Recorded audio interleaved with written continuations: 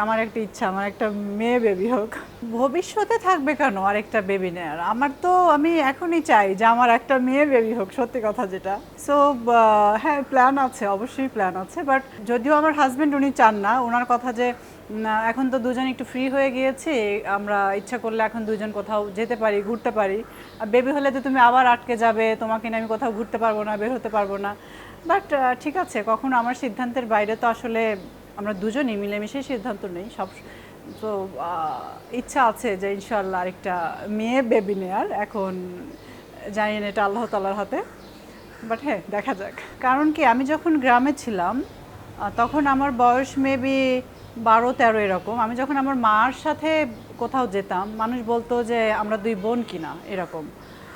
তো এটা আমার এখনও মনে পড়ে, আমার মাকে আমার বোনদেরকে আমরা এখনও বলি যে এটা মানুষ এরকম বলতো।